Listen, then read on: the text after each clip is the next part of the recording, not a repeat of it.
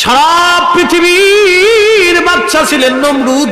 সারা পৃথিবী থেকে লক্ষ লক্ষ সৈন্য ইরাকের বাগদাদে জমা করলো আল্লাহর সাথে পাল্লা দেওয়ার জন্য। আল্লাহ বলেন, না না না, মশা মারতে কামান দাগাই না। আমার আল্লাহ রাব্বুল আলামিন নমরুদের সাথে যুদ্ধ করার জন্য আমার আল্লাহ মশা পাঠাই দিলেন। একবার জোরে বলা যাবে কি আল্লাহু আকবার। মশা পাঠাই দিলেন আমার আল্লাহ। এই মশাগুলি এতই কঠিন এবং জটিল ছিল মশা। এই মশা যখন মানুষের মাথার মগজের মধ্যে কামড় দিত, তখন তার সুর দিয়ে মশা মগজের রক্তগুলি এবং মগজগুলি চুষে চুষে নিয়ে চলে যাইত।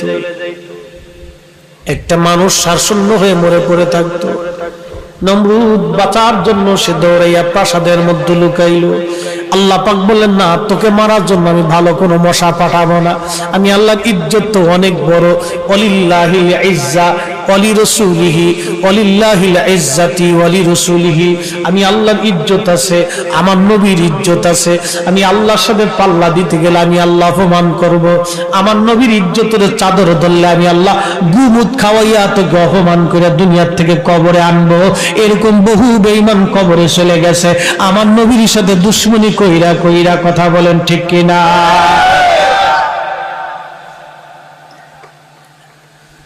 বাবা মুসলমান, আল্লাহ একটা ল্যাংড়া মশা পাঠাই দিয়ে বলল, ল্যাংড়া তুই যা। সুবহানাল্লাহ বলবে? ল্যাংড়া রে আল্লাহ, তুই ল্যাংড়া, আল্লাহ তুই যা। তুই ল্যাংড়া হইছ, তুই যা, বালাটার দরকার নেই। ল্যাংড়া রে আল্লাহ বানাইছে। ল্যাংড়াটা এসে পাশে বসে রয়েছে। নমরুদ, তুই আমার, তোরাই আমার সব শেষ করে দিবি। লক্ষ লক্ষ সৈন্য মেরে ফেলেছে মশাই কামড়াইয়া। আল্লাহু আকবার।